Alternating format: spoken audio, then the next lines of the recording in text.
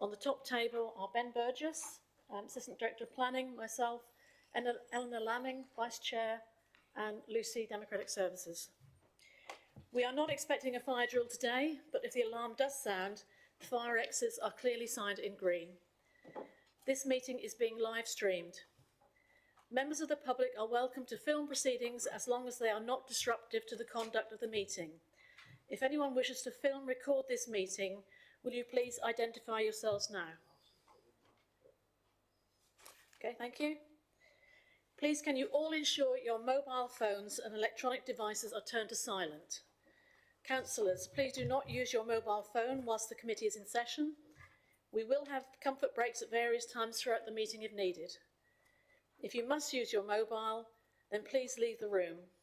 However, you will appreciate that this could result in you not being able to vote on the matter under discussion at the time you leave the room. The order of business is as set out on the agenda. Members of the public can only speak if prior arrangements have been made, in accordance with the Council scheme of public speaking. The time allocated is a maximum of 5 minutes per speaker, Parish Council. Only people who have registered to speak will be able to address the committee. The order will be as follows. The planning officer will present the application.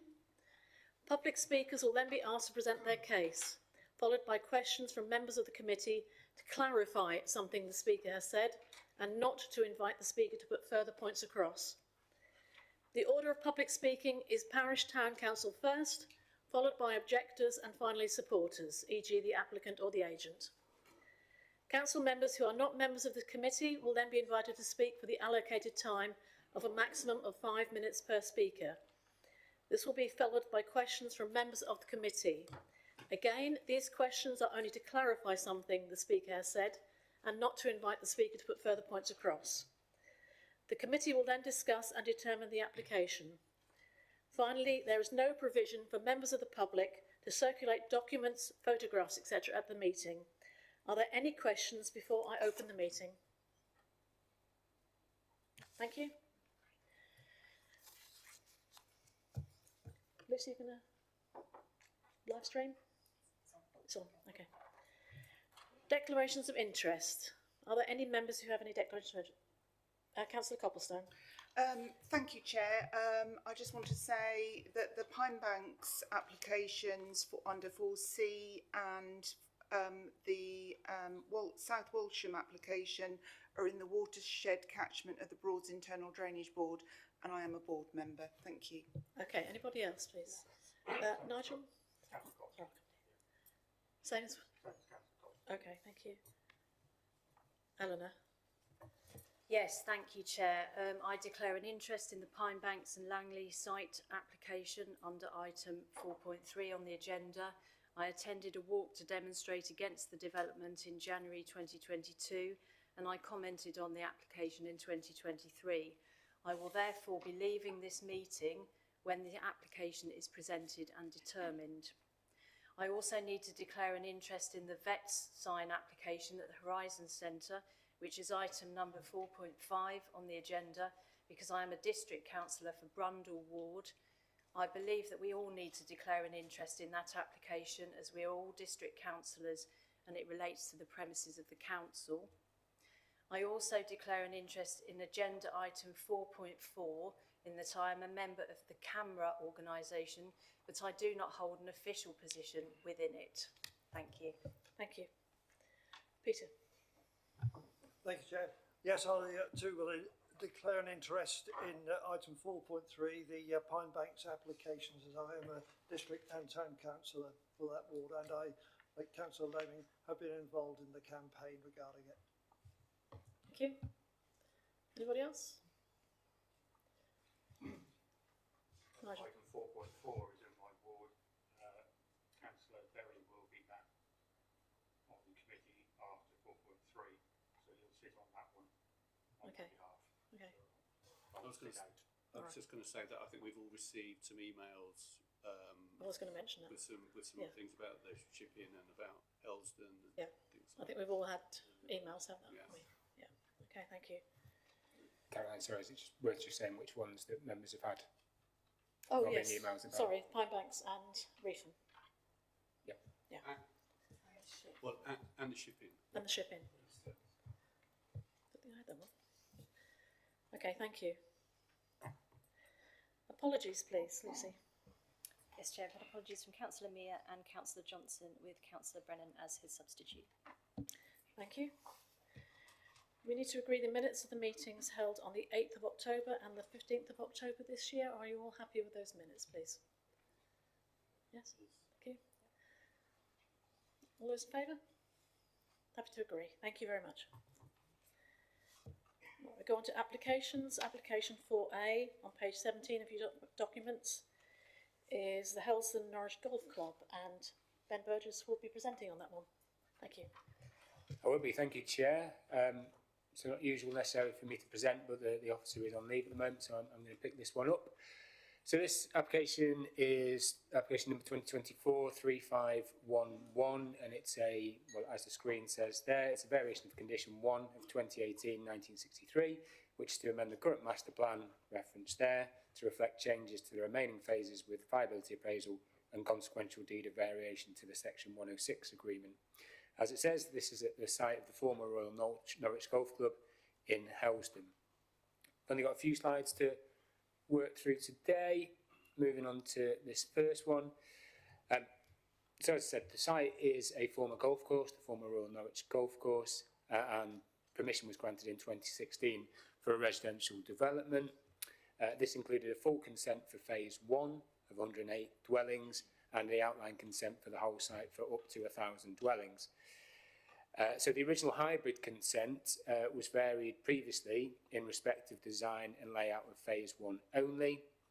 It's worth noting as well that phases 1 to 3 are to the east of Drayton High Road. Unfortunately, you can only see phases 1 there. I don't know why the 3 hasn't come out on the slide, but that's phases 1 to 3. And then to the west are phases 4 to 6. Just to give you a bit of context on the next slide, sorry, using the wrong laptop. Just to orientate where we are, we've got the Helston High School to the north of the site, we've got the Asda, David Lloyd and Holiday Inn to the south, and then Helston Hospital to the sort of northwest of the site.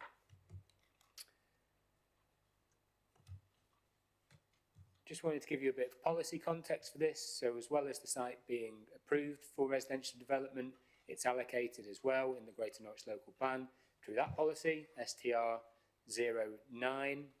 Just give you a little bit of details of the site. It's around about 48 hectares, 48.1 hectares in size, and as I said, it's allocated for up to 1,000 dwellings. Some of the key policy requirements that you can see on the screen there are improvements to the traffic junctions and pedestrian crossings, which have already been done, up to 2 hectares for educational provision, which I'll come on to in a little while, mitigation for loss of open space, which has been done with the improvements to the Western Golf Course. That was a requirement of the Section 106 agreement as well, and then a couple more within there.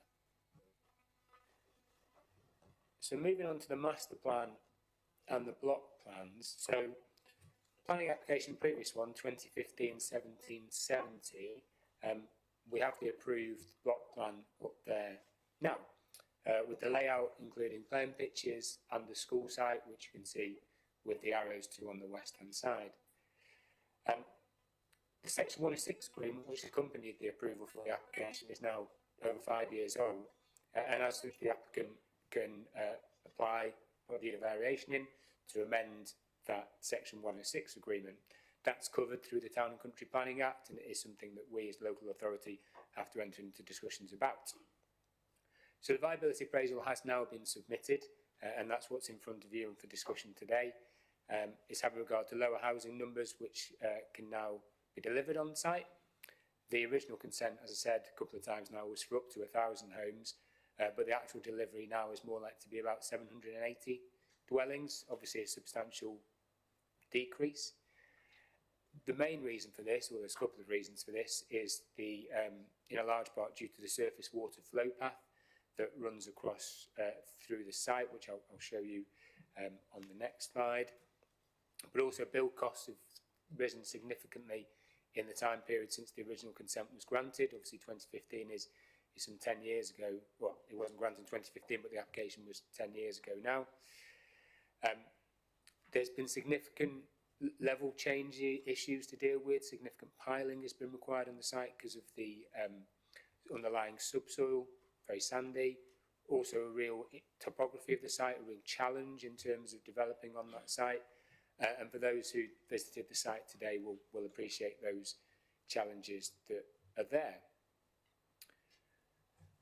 So with the viability appraisal that's been submitted by the applicant, we don't just as officers consider ourselves, we're not the experts, so we get an independent viability expert to come in and consider that for us. But we also had a quantity surveyor look at this as well, given the complexity of the site. So we've properly looked at this very carefully.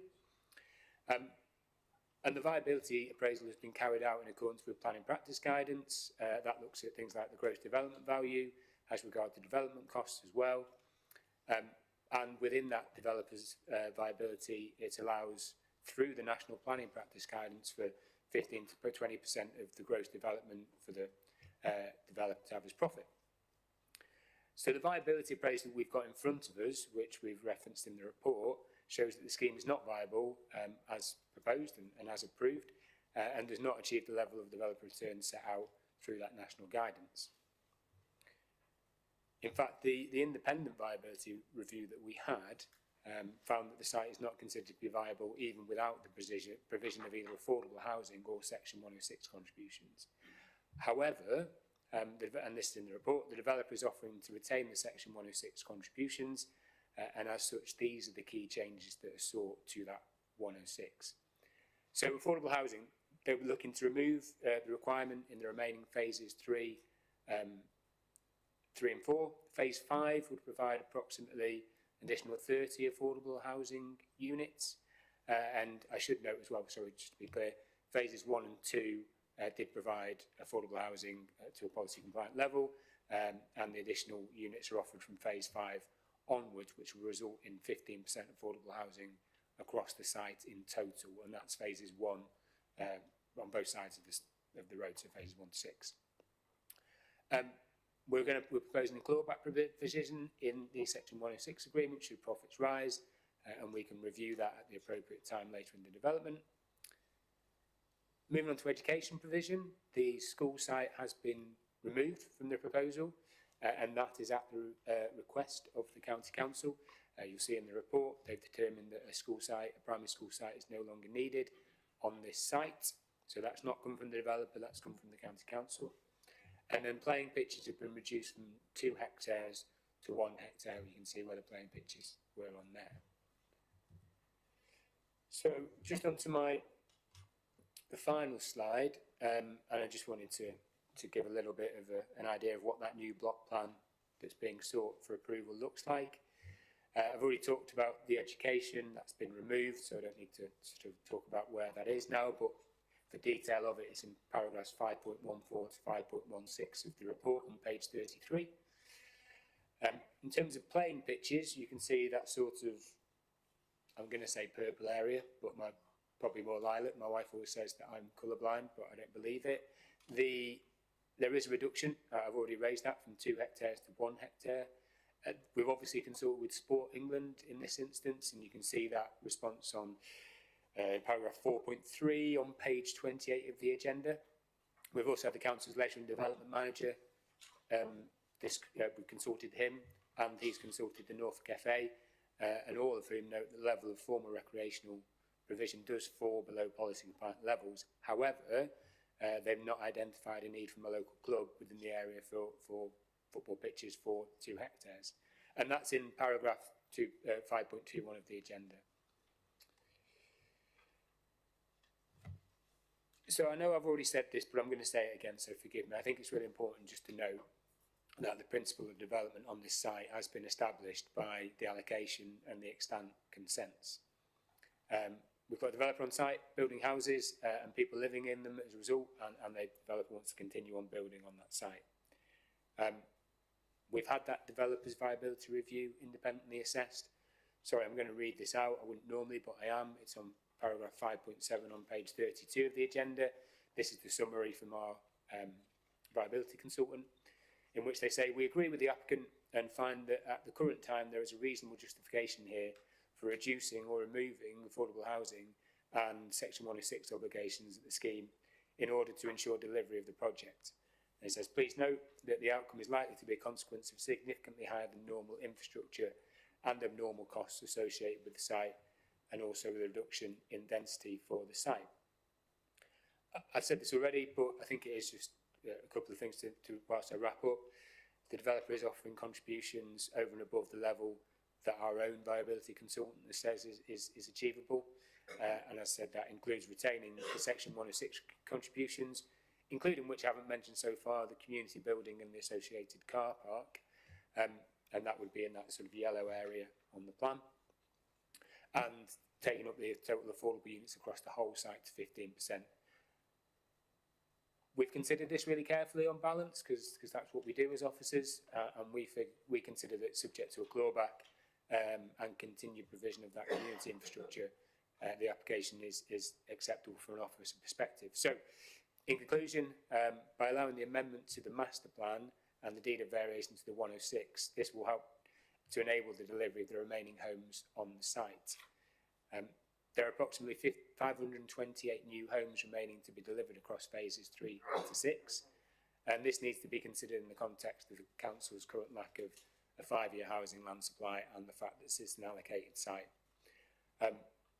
We consider as officers that the provision of housing and the housing land supply issue should be given significant weight in decision making, and as such you have the recommendation in front of you to approve this application. Thank you, Chair. Thank you. Is there anything the committee wishes to be clarified from Ben? Paul? Thank you, Chair. How unusual is it that a developer comes back to you and wants to renegotiate these things? It's a really good question. This is not a very helpful answer, but it does vary, and it varies on the time it can take to deliver an application. It can depend on the complexity of the scheme. I think more often than not, and I'm speaking for developers, and they might say I'm wrong here, once a developer gets a consent, they want to go out and they want to build it, because otherwise that's a piece of land that is costing them money. I don't know many developers who don't just want to crack on and get through it. So if they can avoid coming back in, they will do, because you end up in situations like this where it's a challenge to take things through. So it depends, but I don't think it's the norm. There's no other questions, comments? Peter? Thank you, Ben, for that comprehensive presentation. Having visited the site this morning, I think we were all noting that there will be an awful lot of tree loss. Would the tree loss still stand as it is in the current plans, or is there any possibility of saving some of it? Okay. So if I just flip back to the previous slide, I think what you can see from there, and then I'm going to jump to the next one, jump back to the first one. With the approved outline, or the approved block plan with the outline scheme, there was considerable loss of trees. We were always really clear about that when it came to committee a long time ago. And you'll see, I don't know if this will work, it will. You'll see from this area for phase 3, for example, housing was proposed right up to the boundary with the properties on Pinewood Close. With the scheme now, we're removing the houses there to account for the flow path. That just has an effect of removing some other trees on the site, as opposed to the ones that were already going to be potentially removed on the site as well. I should say, though, to be clear, this is still this is the outline scheme.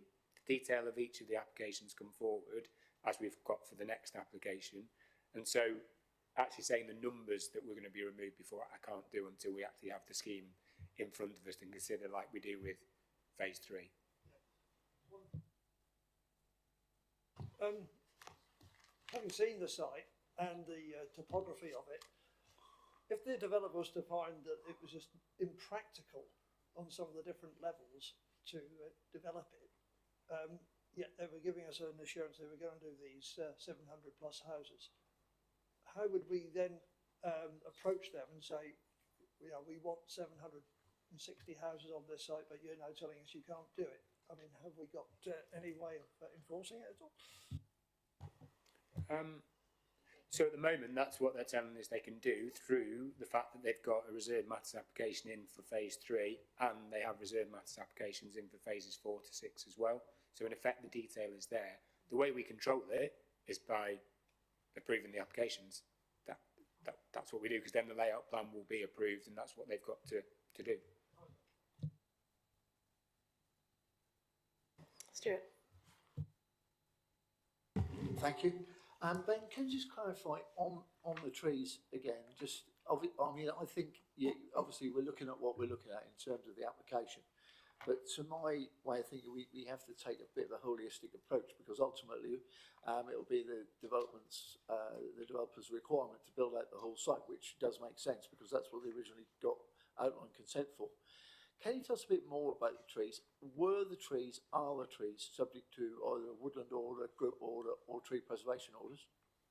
Yes, the trees have a tree preservation order. Right, so they have a tree preservation order on them currently, right?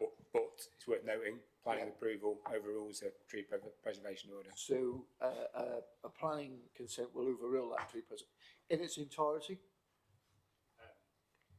Well, yeah, in the areas in which the development would be. Right. Okay. That's all. Okay, can we go to public speaking now? Yep.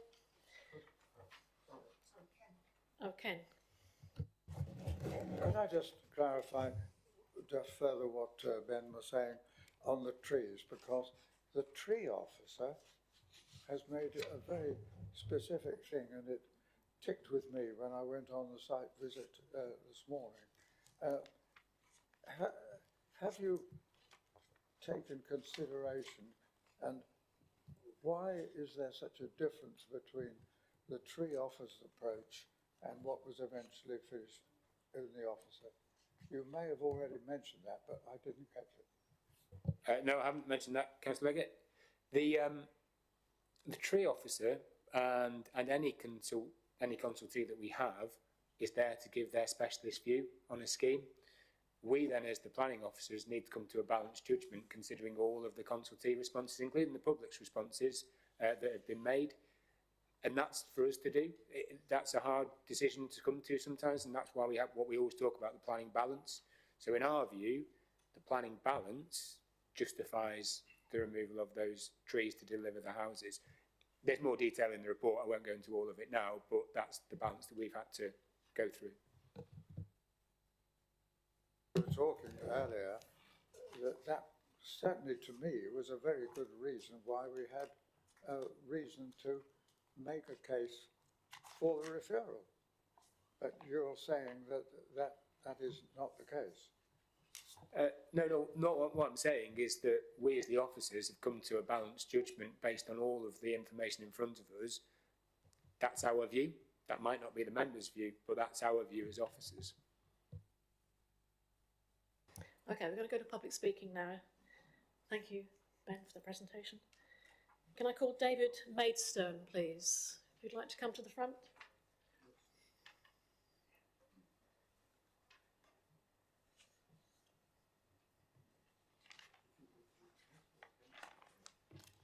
Mr. Maidstone, you have 5 minutes from when you start. Can you press the right-hand button on the speaker as well? Good morning. Good afternoon. As we all know, the Royal Norwich Golf Club sold this former sand extraction site, which is quite relevant, to Persimmon for 17 million, with plans for up to 1,000 new homes and 33% affordable housing. The Section 106 agreement was then prepared on that basis and defined that of the 330 affordable homes, 60% would be rented. That's 198. That's important because in Helston at the moment there's only 3 vacant properties available for rent.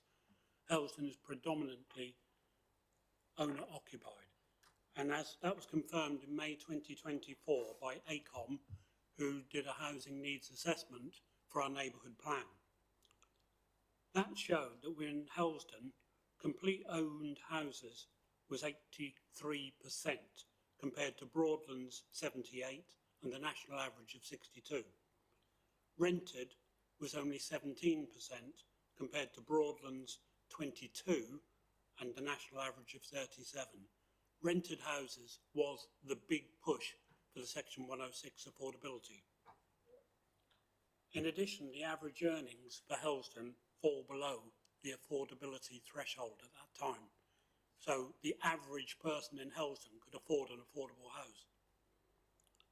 The other 40% of those houses, 132, were to be below market share ownership or 100% discounted. Not trying to preach to the converted, but useful to just say for those watching on YouTube what affordable housing means. It's housing provided at a cost below market rates to meet the needs of those who cannot afford to buy or rent. One form of this affordable housing is DMS, Discount Market Scheme, which is what the Planning Officer Sarah Everard mentions within the report. These are houses that are sold at 70 to 80% of their market values, and that's perpetual, forever. Now, the problem with that is they're very, very difficult to sell. So it's a great idea in principle, and planning officers will have had their education on discounted market schemes, but they are actually not very good. There are currently nationally 7 lenders that will lend money for a discounted market scheme house. All right, 3 of them are big, Halifax, Nationwide, Leeds, but there's no banks there, and the others are all small building societies. Solicitors' fees are 10% higher for a discount marketed scheme, and you restrict yourselves in when you come to sell because the council has to give 4 approval before you can even start to talk to your buyer. So if you want to live on White Rose, stay there if you have a discounted market scheme house. Basically, that's it. So back to the change that's been asked by Persimmon. Ben mentioned their viability scheme. Yeah, it's because the original viability scheme was wrong. It was a sand extraction quarry. The reason the golf course took it was because they knew they already had the undulating landscape, they already had water there as a right. It had a 36-foot bunker, 36-foot scale bunker when it was originally designed. Of course piling was needed, and piling will be needed. So the new viability scheme basically took account of things they should have known originally. So they wanted to drop the affordable houses percentage from 33 to 11%. And then, oh, wonderful news, Persimmon, you put it up to 15%. It was 33%, folks. They're still giving you less than they originally had. And also, because the number of houses coming down, and there's no guarantee phases 5 and 6 will happen, because they're already trying to sell the land, allegedly. So, in phase 1, 138 houses were built. 28 of them were affordable, and these were split with 4 affordable rent 2-bed bungalows, 8 affordable rent 2-bed terrace houses, 12 rentable houses in phase 1.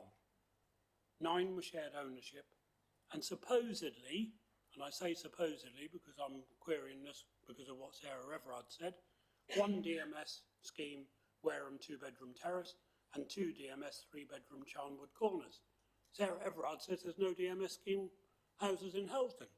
Somebody's wrong. I'm sorry, Mr Mason, but you've run out of time. Pardon? You've run out of time, I'm afraid. I haven't. I've got 10 seconds left. I'm not according to my timer, I'm afraid. Sorry, I won't finish then. Thank you. Does the committee want anything clarified? Does the committee want anything clarified from Mr Marshall? Okay. No? Okay, thank you. Mr Marshall, could you return to your seat, please?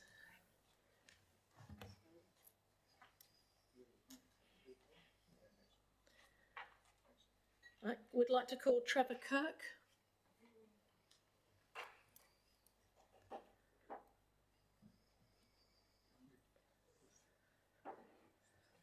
Mr Kirk, again, you have 5 minutes from when you start. Please press the right button. Right side.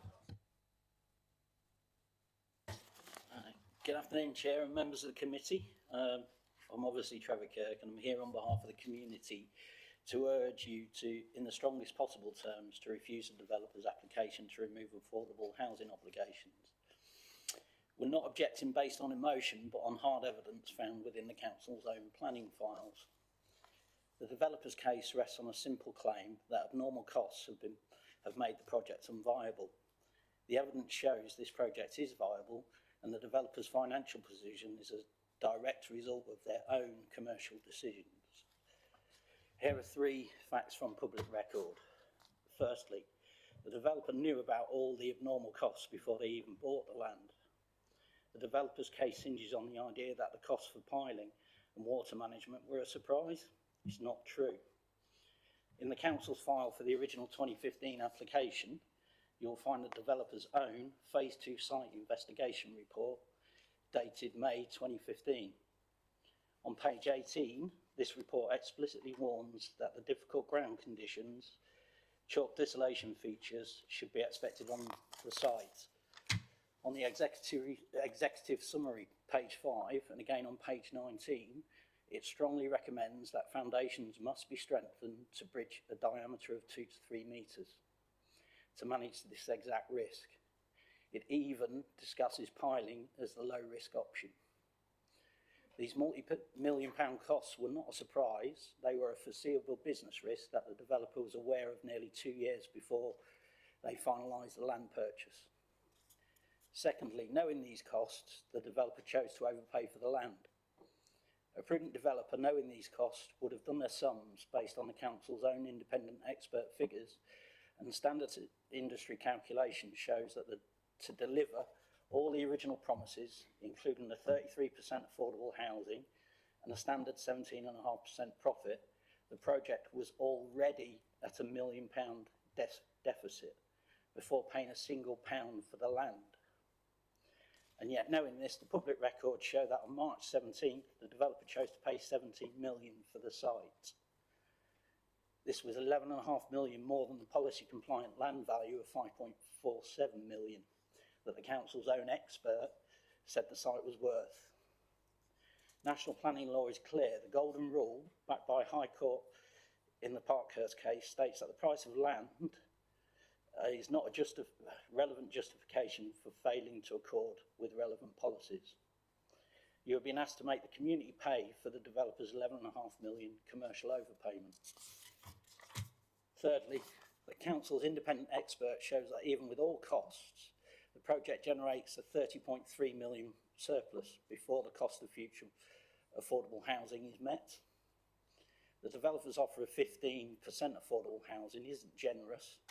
Our analysis of the figures shows this offer would cost them 11 million, leaving them with a final profit of around 19 million. They claim the scheme is unviable, yet Health and Parish Council has stated in its formal objections that the developer has refused to engage with them. This is a critical missed opportunity for us. The community has questioned whether a second community centre is needed, especially as it would place an estimated £41,000 a year running cost burden on local taxpayers. If the developer removed this unwanted building, they would save approximately 1 million in build costs and gain 900,000 in revenue from new homes the freed up land would give. This 1.9 million gain would add directly to the project surplus. It would push the project's profit margin to 15.34% before the cost of future affordable housing is met. We believe that the 1.19 million is a suitable trade-off. It could be used to secure more affordable housing or to save more of the mature trees on the site, which are currently under threat. Members of the developer knew the risks, they knew the costs, and they knew the low profit margins when they chose to buy the land. The council's own expert proves they can still make 4.7 million profit even if they keep the 33% affordable housing promise. We urge you to reject this application, instruct the developer to engage properly with the parish council to explore how removing unwanted costs can fund more affordable housing and save our community assets. Please follow the law, follow your own independent experts' advice, and hold this developer to the original legally agreed promises they made to this community. Thank you. Thank you, Mr. Kirk.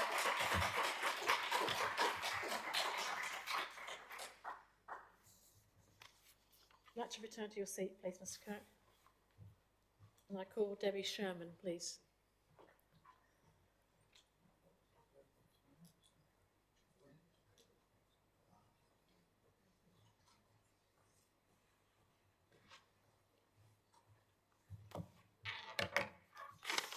Sherman, again, you have 5 minutes. Thank you. Good afternoon, members. This application will bring forward a major allocated site and support much needed local homes in Broadland, supporting your 5-year housing land supply. The outline planning permission for 1,000 homes was granted 9 years ago, and to date about 25% of those homes have been delivered. The scheme has faced various challenges, and we've heard some comments from members of the public today.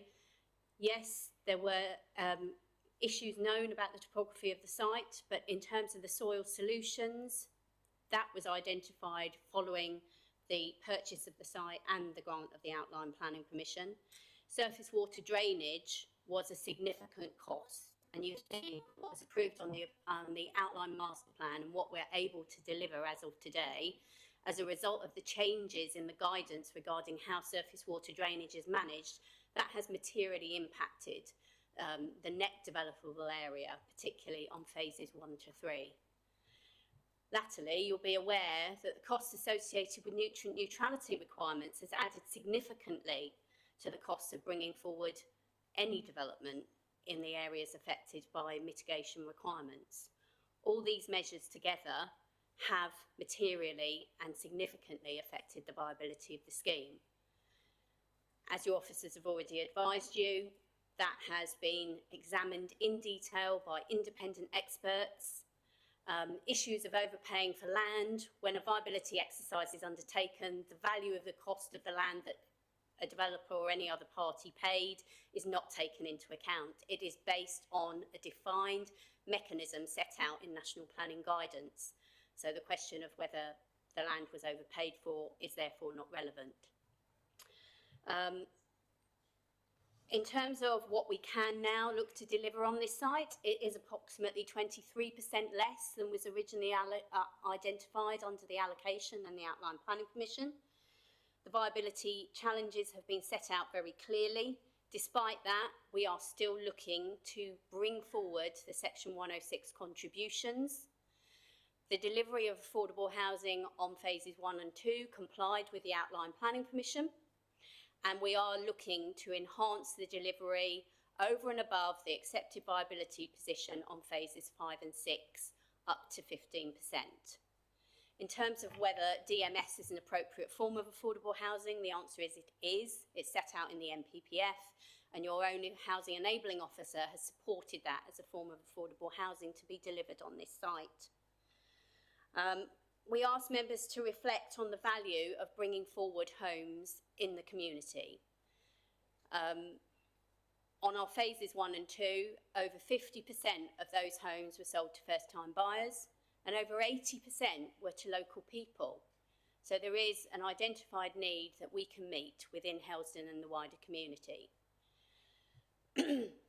With regards to issues relating to our seal contributions, it's worth noting that this scheme would deliver £6.1 million worth of seal monies and £160,000 worth of green infrastructure contributions to the community. The parish council could potentially have 25% of those seal monies. In terms of engagement with the parish, our most recent attempt at engagement was on the 14th of April of this year, where we sent out a letter and emails asking for them to engage in the same way that we did with ward members.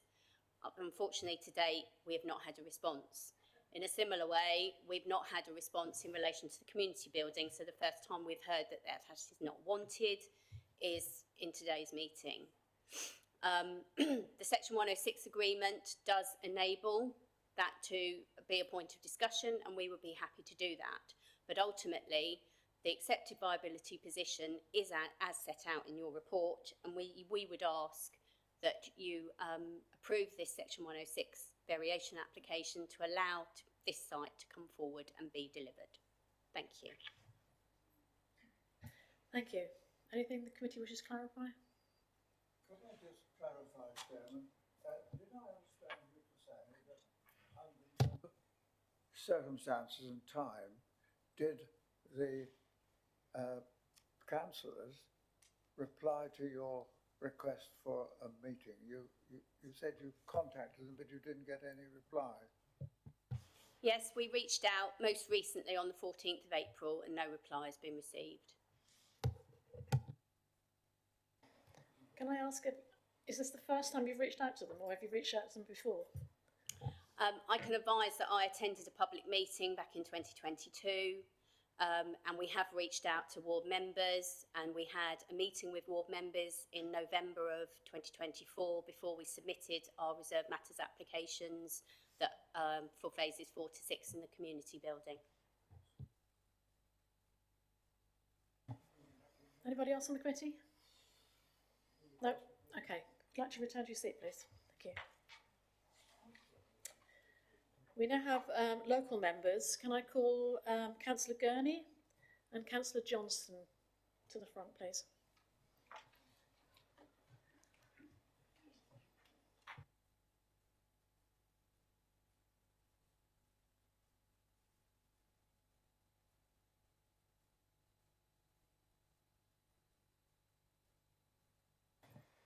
You can start when you're ready. 5 minutes each.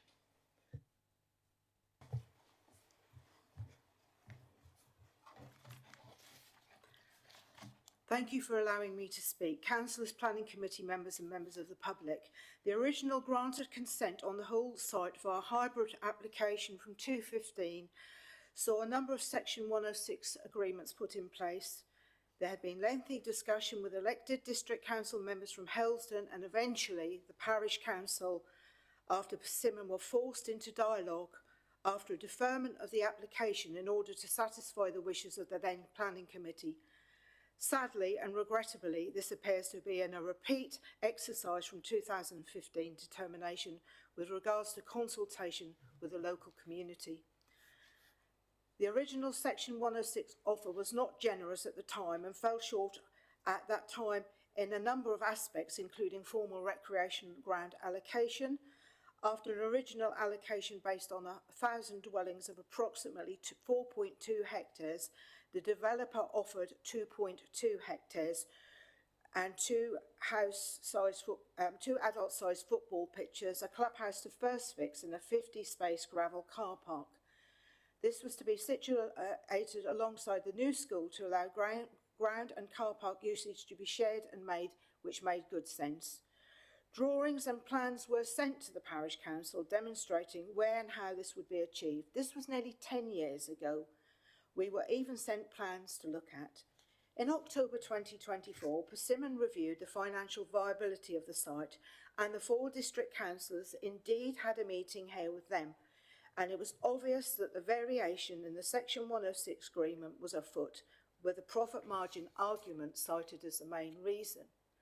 However, it is not Helsden's fault that it appears such a bad commercial decision was made. That is down to the developer. Ask why there has been no dialogue with the parish, and I was told they just had not had the time. This was more than a year ago, but yet again, with now a more than adequate time to achieve this dialogue just hasn't happened, and I am not aware of any contact to date with the parish council. It was the same issue in 2015. There is yet again, in my view, a complete and utter disregard for the views of the parish council. Their comments are only presented through the Broadland consultation process. They are now offered considerably less formal land, which has no use for the projected future. I draw your attention to page 19 of the original report. The applicant now wants to reduce the land allocation to 1.42 hectares. It should have been originally 4.2 based on 1,000 houses, then it was reduced to 2.2. This not being content with the additional 2 hectares plus the relinquishment of the school allocation from Norfolk County Council, the developer then wanted to reduce by 50% again the land to the parish. So the Helsden does not have a full quota of green formal recreational space, but only achieves 17.75 hectares, which is less than the national playing field average. The size and the shape of the land offered will not accommodate an adult-sized football pitch. Yes, I read reports that adult-sized football pitches are not required at the moment, but it could be in the future, and Hurlston must be given its fair and proportionate allocation build on a build-out of 750 dwellings, which clearly at this point is not being achieved. Hurlston is so heavily built up now that there are very limited opportunities to acquire land, and the removal of Hell 2 at the top of the Reefham Road from the GNLP recently has not helped the situation. There remains no opportunity to acquire formal recreation land within the boundary of the parish. Despite district councillors' attempts, including me, to raise these issues at planning with a particular planning officer, I'm very disappointed to see that my comments have, on the whole, not been taken into regard. Today we are here to decide if the new Section 106 agreement is worthy of ratification and concurs with our Broadland planning policies and regulations. Time and time again, the report states there are breaches in the policies of the Council and national policies. Yet we are advised that it is okay on balance to allow this to happen. Well, I say, as an elected member for over 20 years now, it is not okay on balance, and Hurlston deserves better. The reduction in affordable housing numbers from 33% to 15% is extreme, when there is such a demonstrable need for homes of this nature. The cheapest house on the open market is far from affordable for many young people in Hurlston today. The report states there is a recognised... Councillor Gurney, you've actually used your 5 minutes up, I'm afraid. Can I just finish my last... If it's quick. Yeah. There is a recognised housing need within Hurlston, and a reduction in formal houses on this scheme will hinder the ability to meet this need. Councillors, I asked you to think very seriously about the implications for my community, refuse this application and allow further constructive consultation and dialogue between the district councillors and the parish council. Thank you.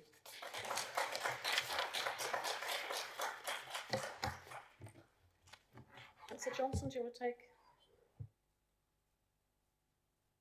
Yes, thank you, Chair, and the committee. I'm speaking as district and parish councillor and a Hurlston resident.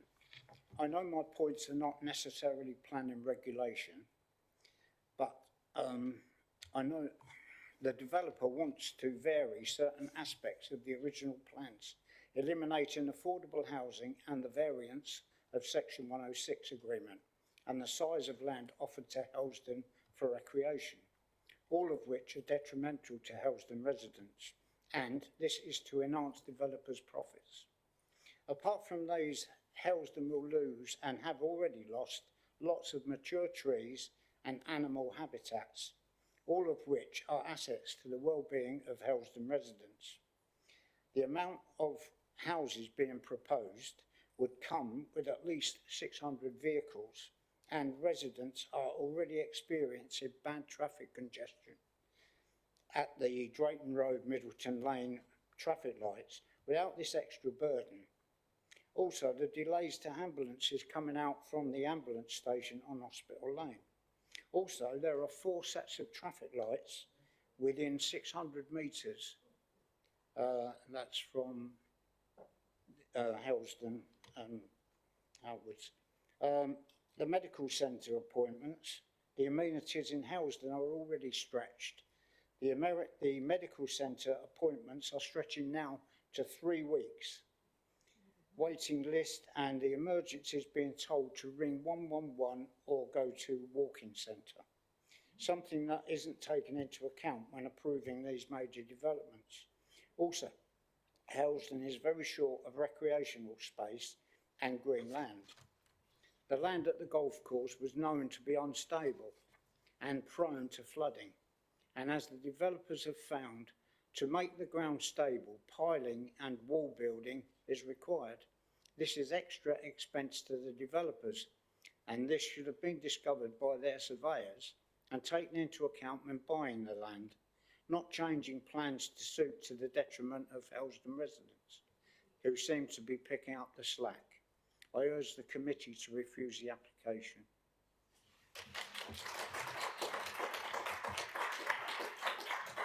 switch on, sorry. Bill, can you switch it off, please? Sorry, do you want to stay there for a minute?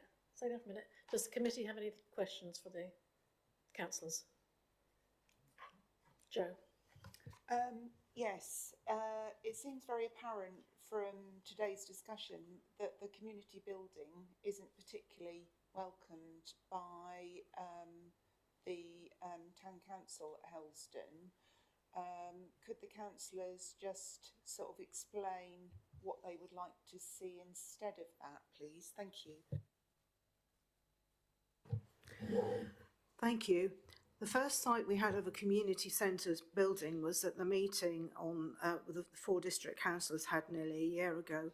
There have been no discussions with the parish council. In fact, the neighbourhood plan for the parish council, and we already have for our centre community centre, which is well used, planning permission to extend.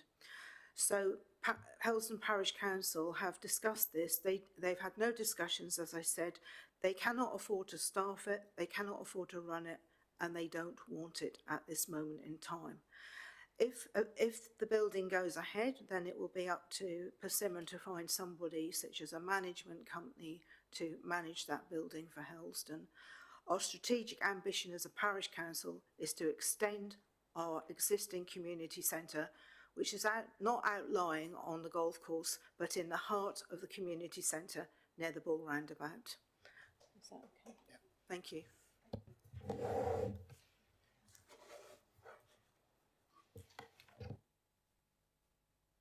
Yeah, can you just clear something up for us, please? Because there seems to be a bit of an anomaly about the contact and the communication with local district councillors and the parish council.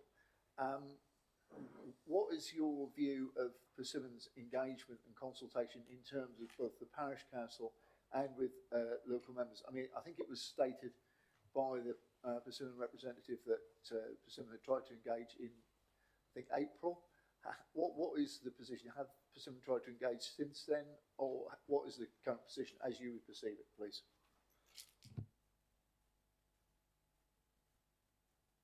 Thank you, Councillor Clancy. I'm not aware of any engagement attempt, as the Persimmon officer has said, in April. I was recently sent an email that contained a newsletter, and it was 2 days before the previous planning application that was deferred from here because of the site visit. It's no good sending councillors information and asking for meetings 2 days before the application is being heard and going live. We had a meeting. It was not a particularly profligate meeting. Over a year ago, I've had no contact as a district councillor since this communication, and earlier this week I also got sent by the community officer of Persimmon the same a piece of newsletter again, and asking for any comments or we can meet. Well, you know, this is Monday and now it's Wednesday. I haven't got a lot of time in my diary to do that. As far as I'm aware, there have been no further consultation or discussion with the parish council. And the parish council have openly said they haven't discussed anything about community buildings. We were just issued with a fait accompli that what we'd asked for we weren't getting, because we'd actually asked for a clubhouse and a football pitch, etc. And we weren't getting that anymore. And somebody somewhere along the lines made a decision, but only went further and had all the expense of the plans drawn up and everything, so we were able to see what the building entailed, and it's going to put such a huge increase on a precept of Helston, which is already one of the highest in the district, that the parish council, it doesn't sit with the neighbourhood plan, and it doesn't stick with the forward or strategic ambitions of the council, as I've said, repeating myself, to put an extension on our well-used existing central Helston community centre. Thank you. Yeah, thank you, Councillor Gurney. I think that clears up for you. I mean, obviously you sent a newsletter, but I mean, you weren't engaged in what I would regard as constructive dialogue since April. No. There's nobody else. Would councillors really like to return to your seat, please?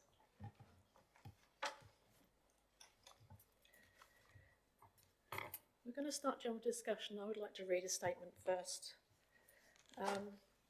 We went on the site visit this morning, and I do understand this site is very challenging with the topography of it and the building houses on that site. But this variation is not a minor adjustment. It represents an 84% reduction in affordable housing on one of the largest development sites in our district. And such a drastic change undermines the very principles of inclusive, balanced communities that our planning policies are designed to uphold. This proposal is in direct conflict with both our local planning policies and the National Planning and Policy Framework. Policy 4 of the Greater Norwich Joint Core Strategy sets a clear expectation for affordable housing provision, typically 33% on qualifying sites. This development was approved on that understanding, and to now backtrack on that commitment is not only unjustified, it sets a dangerous precedent. NPPF paragraph 62 states that the size, type and tenure of housing needed for different groups in the community should be assessed and reflected in planning decisions. Reducing affordable housing from whatever it was, 185 to 30 homes, fails to meet that requirement. NPPF paragraph 34 reinforces that plans should be set out contributions expected from development, including affordable housing. These expectations were clearly established at the outline stage. Persimmon cites increased costs and surface water issues as justification. I do understand those. But these were not new or unforeseen challenges. They are part of the normal risks of development. And if we allow developers to dilute those obligations after permission is granted, we risk eroding public trust in the planning process. Thank you.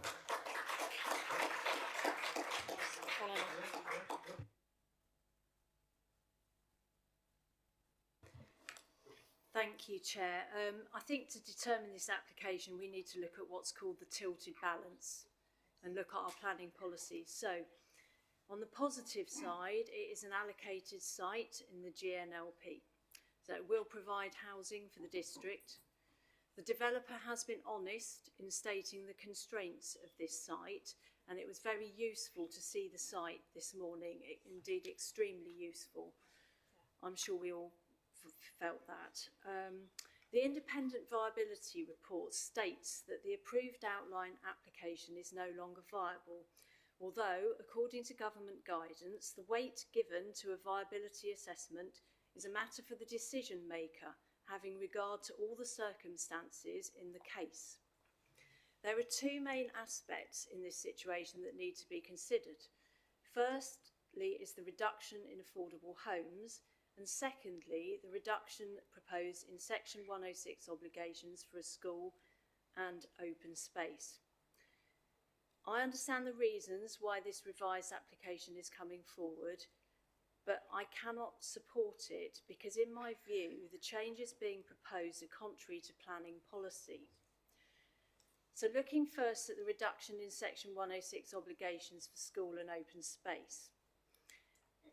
In terms of the school, we can discount that because Norfolk County Council has decided that there is no need anymore for a school on that site according to the numbers that they have, so we can discount that.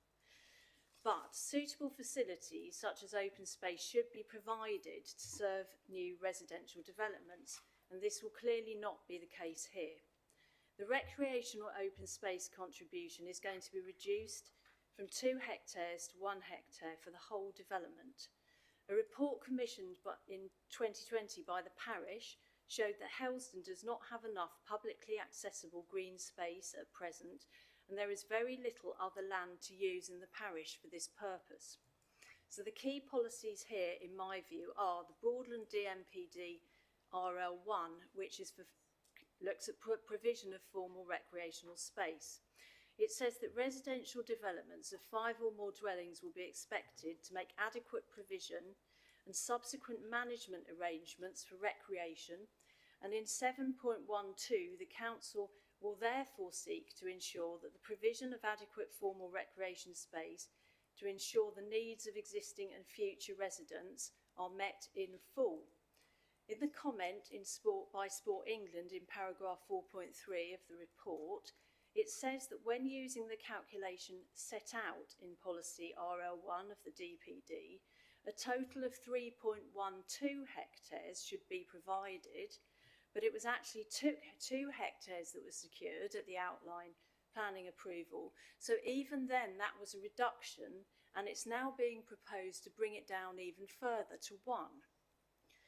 The next policy, NPPF 12, designing well-designed places, specifically paragraph 135E, says we need to optimise the potential of the site to accommodate and sustain an appropriate amount and mix of development, including green and other public space.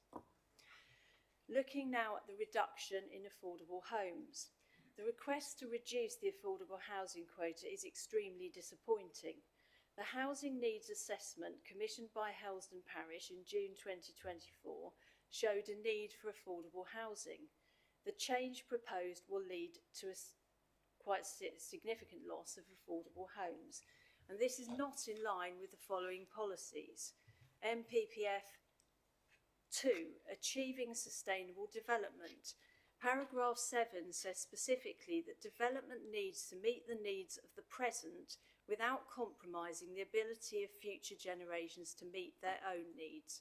And paragraph 8b, there is a social objective to support strong, vibrant and healthy communities by ensuring that a sufficient number and range of homes can be provided to meet the needs of present and future generations, with accessible services and open spaces that reflect current and future needs and support communities' health, social and cultural well-being.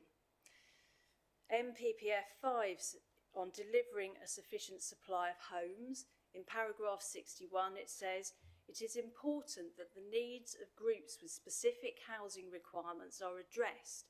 The overall aim should be to meet an area's identified housing need, including with an appropriate mix of housing types for the local community.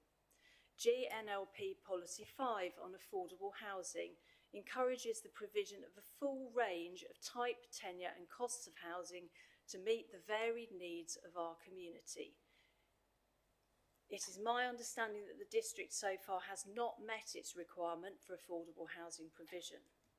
In addition, on the 23rd of October this year, Broadland Main Council endorsed an updated version of the Norfolk Strategic Planning Framework. I am going to mention some of the words in this because I think it's relevant. Paragraph 6.4 on page 48 of this document, under the heading Type of Homes, says, unless there is a significant increase in earnings or a slowing rate of house price increases, the evidence concludes that dwelling affordability will continue to be a major issue in most parts of the county. Delivery of affordable homes, as with other types of housing, has failed to keep pace with existing and newly arising needs. The significance of this issue for Norfolk should not be underestimated. There would be particularly severe impacts on a number of key economic sectors if housing affordability worsens and there is not a considerable increase in the availability of forms of housing that meets the needs of people who are employed in low-wage sectors across the county. I would argue, therefore, that there could be a harm to the district's economy if affordable housing numbers are cut. GNLP Policy 6, paragraph 289, states the local plan aims to deliver inclusive economic growth, and according to the NSPF, failing to provide a suitable amount of affordable housing is therefore counter to this. To summarise, I support the provision of housing that meets our local policies and is well designed. It seems to me that this scheme does not meet these requirements.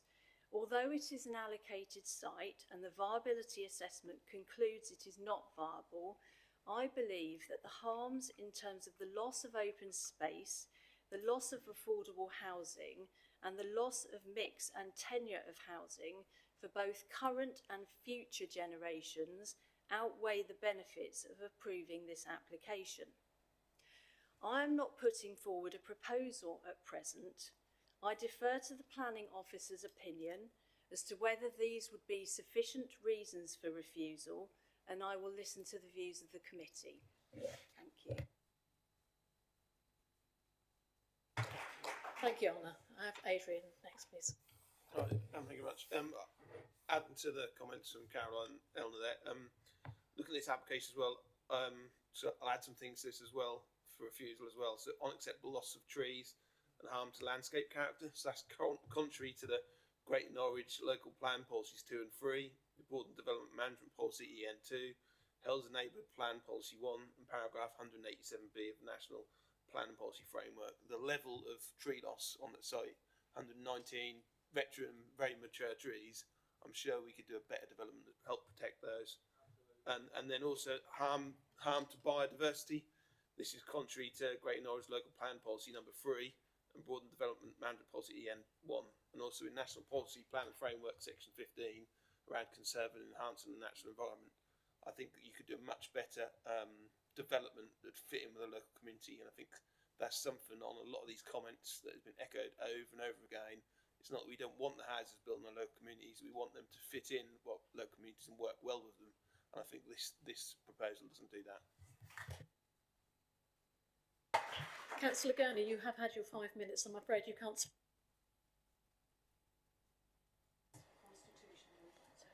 that okay? Yeah, go ahead. Thank you, Chairman. It is a point of information constitutionally. There was reference made to an invitation for engagement on the 14th of April this year from Persimmon, and I have found the relevant email. It was an email that attached a newsletter, and it said, following community engagement, I'm pleased to share with you the latest letter we have distributed to the community in and around White Rose Park. If you have any further questions relating to this, you're welcome to respond directly to this email. I don't think this is an invitation for engagement. Thank you. Okay, thank you, Councillor Gurney. Councillor Copplestone, please. Thank you, Chair, and thank you for the site visit earlier, Ben. That was most welcome. Thank you. There is a clear diminution of benefits for the local parish of Helsdon and the residents of Helsdon. I concur with the comments from Mr Maidstone and Mr Kirk. The affordable housing at only 15%, which is only going to be delivered in the final stages of this application, that's just no good at all. They should be delivered over the whole site in my mind, so I'm not happy with that element at all. And I agree with Councillor Laming that this is contrary to MPPF 2 and MPPF 5 and GNLP paragraph 289. I'm also really concerned about the loss of playing pitches and the unwanted community building. This is contrary to DPD RL1, I believe. We need to see a bigger area for playing pitches and some just small changing room or something. The big community building is just not required. I'm also very concerned about the harm to biodiversity on this site. There is a huge area of deciduous woodland that will be lost. It is considerable. There's several hectares of it, and that was in the report from the Forestry Commission. We've seen some lovely mature trees on site, and several of them will be gone. I know the developer has tried to keep them in odd places, but it is significant, and it will be a loss of wildlife in that area as well. So I think this will certainly affect the village landscape and be contrary to EN1 and EN2. So I would prefer to hear from other members of the committee, but I think we should be heading towards a refusal. Thank you, Chair. Councillor Clancy. Thank you, Chair. Well, I would like to associate myself with all the previous comments. I don't think there's any point in rehearsing all the previous comments. it's quite obvious that this development in its current proposal, or as amended, what we have in front of us today, is not fit for purpose. I think Persimmon haven't done a good job, and it started realistically with they didn't do their own due diligence well on the purchase of the site, and now effectively they're asking the local community to effectively suffer the consequences of their own lack of due diligence. So therefore, I mean, I think what you've said, Chairman, is absolutely right. Councillor Leeming, Councillor Tipple, Councillor Copplestone, I think we are at a point where I think Persimmon need to go back to the drawing board. They need to reappraise this site. They need to look at everything in terms of the site. I mean, the viability, frankly, it is of Persimmon's own making. They've got themselves into this situation. They've basically overpromised and underdelivered. But, you know, realistically, I don't think we should be accepting this. And I think there's every good reason to refuse this application, Chairman. Well said. Councillor Berry. Thank you, Chair. Yes, it was a very interesting, informative morning on site, particularly when we looked around the completed parts of the development. They seem to be an established and well-made and a well-produced plan, and as they sit in themselves, I like them very much. However, having walked on the other side of the road and seen the harm that would occur in the destruction of so many trees and so much habitat, I myself found this unacceptable. To see in the woodland, where it looks like youngsters have been there and they are demonstrating and speaking vocally about protecting the trees. There are posters, there are signs up. It obviously matters a lot to the next generation. Once these trees are lost, they're lost for good. They've taken hundreds of years to grow, and I think it would be criminal to destroy them. Hence, I will be voting against. Thank you. Any other member of the committee wish to speak? No? Are you happy to go to the vote? Chair, sorry, would it be all right if I just Yes, certainly. interject, Yes. if that's all right? Sorry to be a pain, but that's what I'm here for, I think. I'm just listening to everything that's been said, and I just wanted to offer a couple of things. Of course, if it's working towards a recommendation contrary to officer recommendation, you'll need to vote on the officer recommendation first, and then go to a vote if you wanted to refuse it. You would obviously need to put planning reasons forward. I know it's been put forward, but I'll have to work with you to find that. I am going to suggest something in light of comments that have been made by Councillor Gurney and then discussed here today. We've had a suggestion that the Parish Council isn't keen on the community building. That community building obviously is on an area of land that could be either built on, or it could be have further playing pitches, perhaps, you know, just as a thought. And if they weren't delivering a community building, there might be a saving in there. Just as an option, it's completely for you to decide. We could defer the application to discuss that with the Parish Council and come back with a different option in the future. But that's only just to give you the options all on the table. Thank you. I do understand that option, but I think the whole question of affordable housing and the trees and everything else is too much, I think. And again, I'm not here to argue. I'm just here to put the facts in front of you that are in the report, and I've talked through already. The one thing I'm just going to say is, in terms of that viability appraisal, it's really clear in there in terms of what the viability officer is saying to us in terms of affordable housing would be very difficult to support in terms of refusal reason. But the point I want to make is that we do have an approved scheme on the table, an outline level. That's the scheme, that's the block plan. That block plan does result in a number of trees being lost from the site already. If you were going towards a refusal reason, I will leave members to propose that. I think that would be a challenging one, but I'm not saying we couldn't do it, because it might result in more of the trees being lost and the open space and the block plan, all of those. But I would probably steer towards something to do with the open space, would be my suggestion.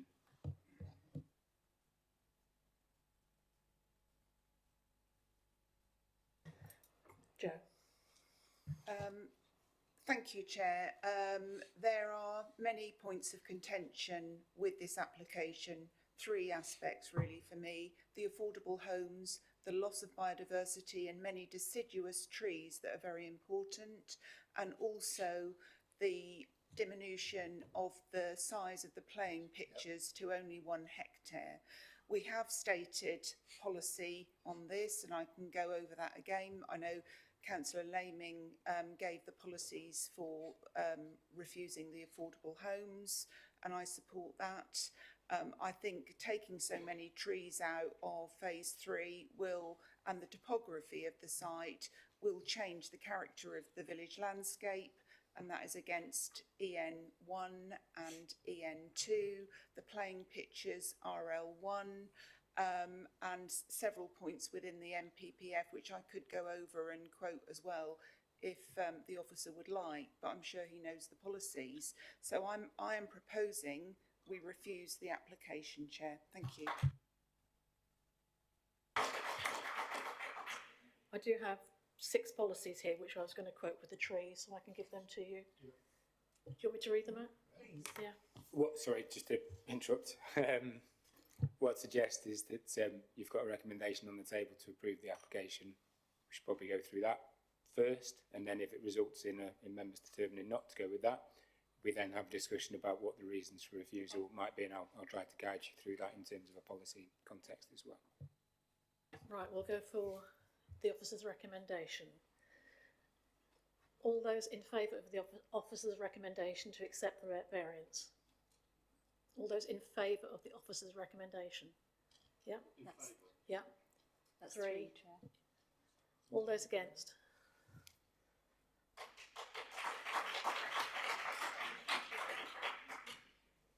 Okay.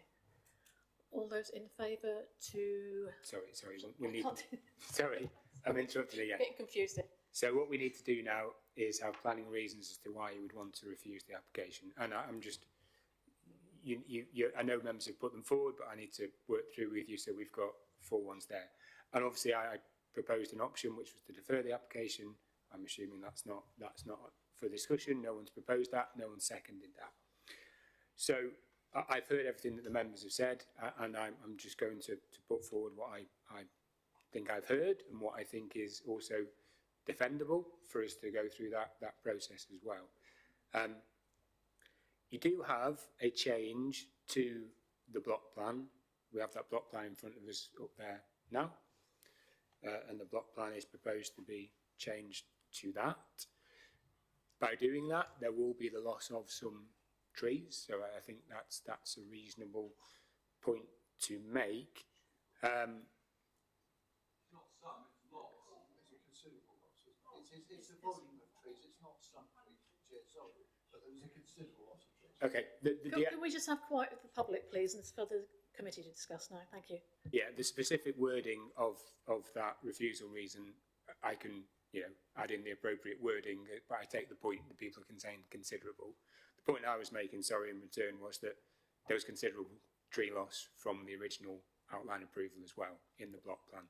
There's no 2 ways about that. So that wording, leave to us to work through, but I would suggest tree loss is something we look in terms of the master plan. I think what I'm hearing as well, I'm going to work on the things that I'm hearing that I think are workable and defendable before getting on to the ones that I don't think are, just to be really clear. I think we are looking here at the loss, or perhaps the under provision, I would say, not the loss, of open space in terms of recreational open space on the site, and that's in respect of policy RL1. If you're happy to, leave me with the team to just get the appropriate MPPF policies in there as well, or paragraphs in there, because there are lots to, and I know you've mentioned them before, Councillor Copperstone, but let's just work that through. We'll add those on. The key one to hang it on is policy RL1 of our development plan DPD. That's clear. We then need to identify what harm is there. And we move into the tilted balance. And I think, you know, the tilted balance we've got so far, or offers as recommended, is that we consider that tilted balance would result in an approval. Members have determined that's not what they want to do. So we need to consider what the actual harm is in front of us. So I think what you're saying to me, it's very clear what you're saying to me, is that it actually by the impacts of this production in open space or recreational open space, and through the master plan and therefore the trees, the harms are to do primarily with the lack of provision of appropriate recreational and just open space in general across the site. That seems to be what I'm hearing.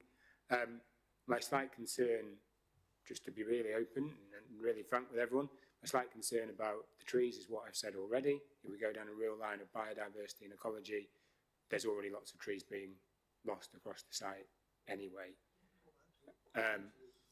But yeah, and that's fair. And I'm not. I'm just so we could go back to the first reason, which was to do the master plan with the removal of whatever word we use, number of trees. That's refusal reason 1. Refusal reason 2 would be conflict with policy RL1. I'm sorry to do this, but then I think we throw in a couple of other potential refusal reasons which haven't been discussed, but I do need to have on the list.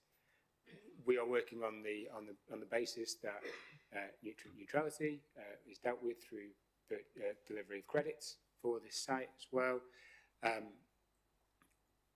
If the developer still secures them before the refusal, that wouldn't be a refusal reason. They're unlikely to secure those credits if they're going towards a refusal. So that might form the base. That would form the basis of a reason for refusal as well. That's the third. And sorry, this is I should know this, but I don't 100% know. So the potential other reason for refusal, but I think it's probably covered already, is recreation and avoidable mitigation. That's something that is a contribution towards. I'm just putting that as if we could look at that, the officers to look at that, delegate that to me to look at as potential reason for refusal. But if they don't need to do that, then we wouldn't add it as reason for refusal. So we've got those four reasons for refusals that we would be looking to vote on. Is what I would be suggesting as my recommendation, but you are the committee and I will leave it to you whether you're comfortable with those. So yes, thank you, that's really helpful. Can I just ask whether there is any reason for refusal, any defendable reason for refusal based on the loss of affordable housing? I think that would be a very difficult reason for refusal to defend. We have a viability appraisal. We have the viability appraisal in front of us. The viability of CP viability is really clear. The development isn't viable, and as such, the actual provision of affordable housing that we're even providing over and above wouldn't be viable. So as my officer recommendation is that wouldn't be a viable reason to refuse the application.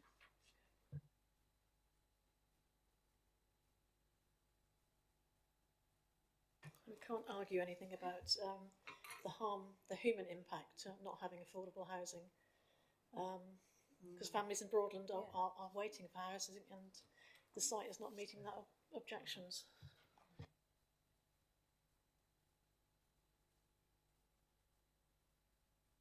What's really influenced me, which I've already referred to, on page 56, the development as currently designed fails to meet local and national policy objectives for tree retention, amenity and biodiversity. To me, that has really made the point. And as Ben has made, trees is of course one of the important aspects. I was just going to say they can be picked up on other NPPF policies, 187, possibly 174. There is other NPPF policies that can be picked up on. Just a quick question: the viability assessment, when was that done, please, Ben? Top of my head, I'm not 100% sure, but it was a year ago. Sorry? It was a year ago.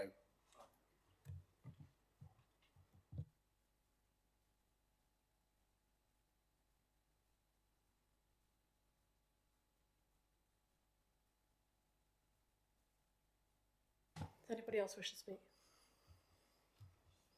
No? No, no.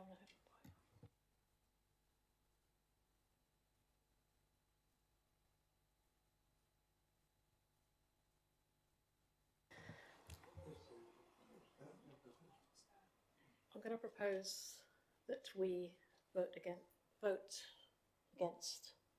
the officer's recommendation.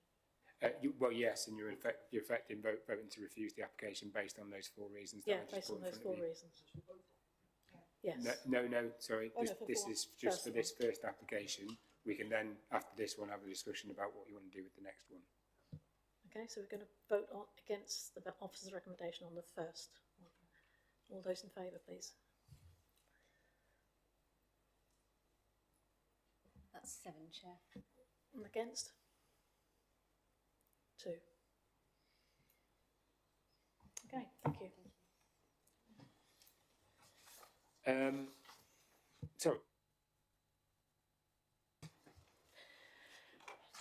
So can we work together on the reasons for that? Yeah, certainly. So I've got the reasons for refusal there. Members have voted on it. Just to be clear, so we've got for the minutes. In effect, we're at inadequate open space. The tilted bounce we discussed about in reference to the scheme in general. Nutrient neutrality, potentially GIRAMs, and then additional tree loss beyond that already committed. You have that in front of you already. So.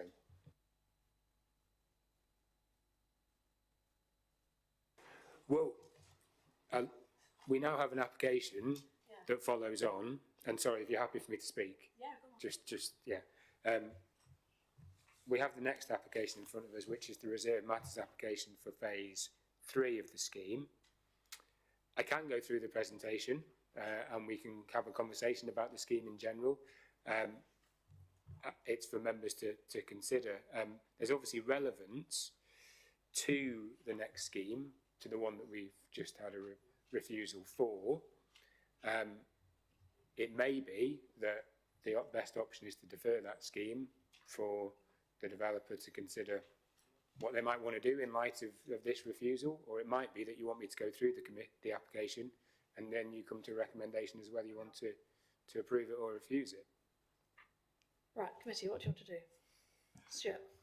Chair, I think probably in view of the previous decision, a sensible thing would be to defer any decision on this application while officers, local members and the parish council get down to some serious negotiations and sensible, constructive negotiations with Persimmon to take anything forward. Because my view is, and I know the rules, but basically how you can look at any one of these in isolation, you can't, because it's part of the master plan, it's part of the original outline application. In my view, the eminently sensible thing would be to defer this application for officers, and I do stress members and the parish council to engage with Persimmon. Exactly. You proposed that, Stuart? I have proposed it. Peter, you seconded it? Yeah. All those in favour? Okay, we can defer that.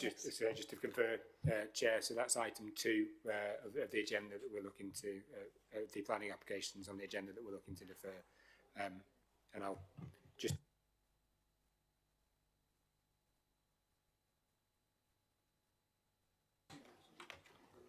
Should we have a 5-minute break while all the members for Helston leave the room?